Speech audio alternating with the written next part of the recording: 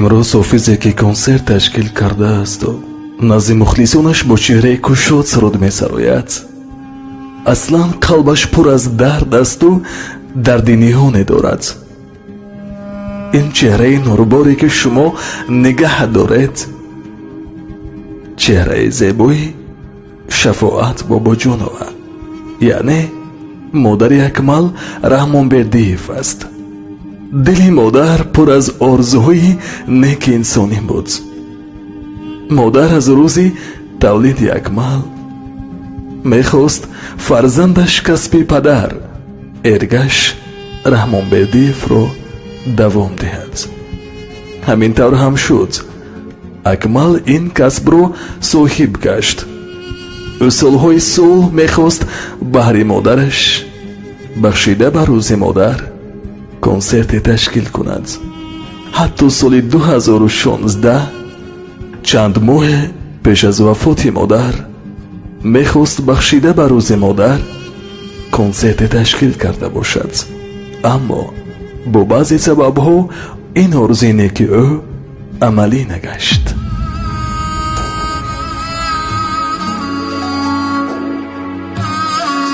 аз байн фурсате рафту бемории модар рӯз аз рӯз меафзуд. аҳли хонавода кӯшиш мекарданд ба дарди модар давое ёбанд ва ҳатто барои дарёфти шифо модарро ба хориҷи кишвар бурданд. лек садафсӯс ки ягон табибе ба дарди модар давое наёфт. ин бошад тамоми хонаводаро ноумед сохт. ҳамин тариқ санаи 3 майи соли 2016 дар синни 56 солагӣ модар ин дунёи фониро тарк намуд. доду фиғони аҳли хонавода аз шаҳзодони хонадон то наберагону келинҳо ба фалак расид. он лаҳзаҳо ба дили акмал чизе намеғунҷид. танҳо ёди модар дошту бас. фурсатҳо гузашт. гарчанд дар дил ғаму андӯҳи зиёде дошт, вале он орзуе ки дар соли 2016 амалӣ нашуд ӯро водор сохт ки суратҳои нав ба нав эҷод кунад ва соли 2017 дар ин санаи хотирмон танҳо ба ёди модараш консерте бо ном ҷонам фидои модар тақдим созад. имрӯз ҳам фаро расид. акмал рӯи саҳна. мухлисон пешвоз мегиранд бо тантана. дар радифи аввал афсӯс ки ҷои модар холист. кош модар дар радифи аввал менишасту дастагуле аз фарзандаш қабул месохт ва дуояш мекард. лек сад афсӯс ки акмал он дастагулеро ки ба дастуни модар медод,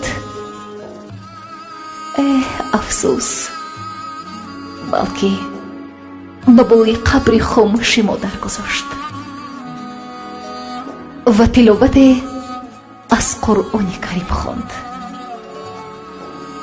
ва бо оҳи пурдард гуфт: ҷоят аз ҷаннат буд, модари бештосои ман.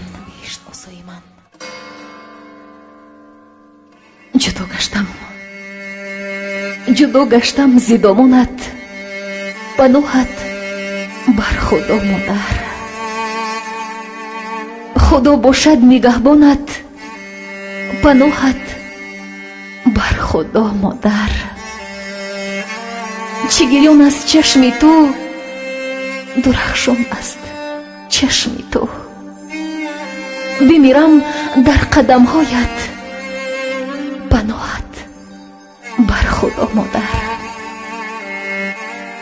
ندیدم از کسی مهری، ندیدم از کسی مهری که دارد چشمی پزمانت، فدای چشمی پزمانت. پناهت بر خدا مادر. دو دسته در دعا داری که باشد سبز جان من، دل و جانم به دستانت. پناهت بر خدا مادر. گلی رویت ندیده در بهاران، زیدیده اشک من ریزد چو باران. به جان دادن اگر چند بجویم، کجا یابم تو رو ای مادر جان.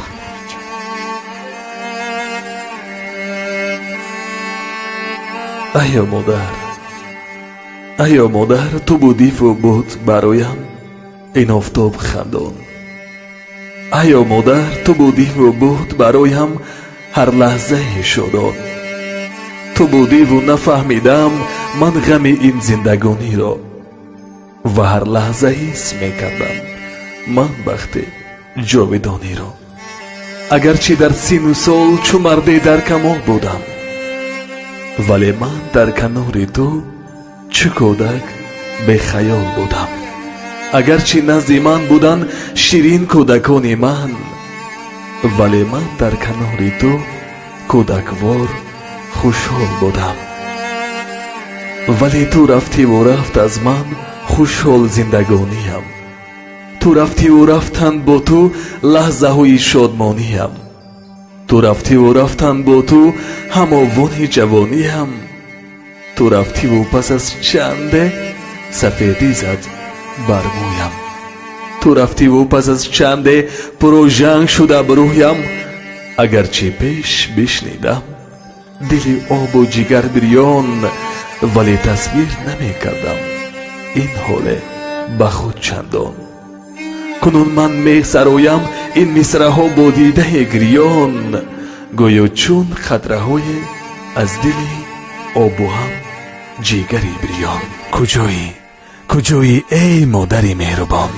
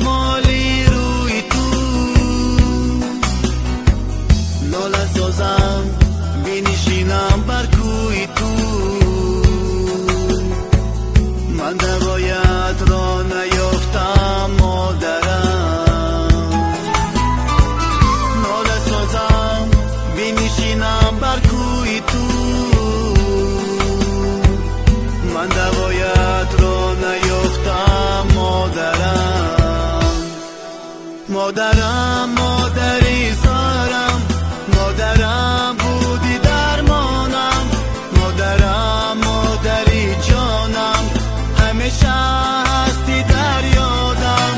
مادرم مادری زارم، مادرم بودی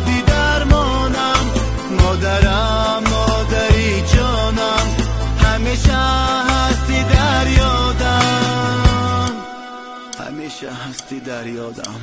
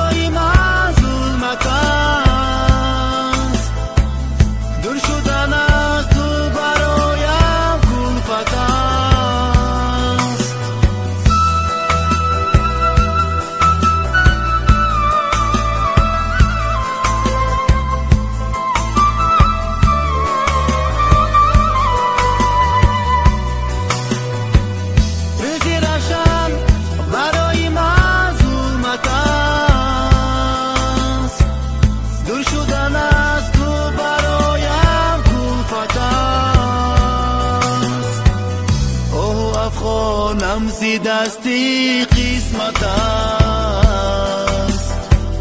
من دوایت را نیافتم مادرم.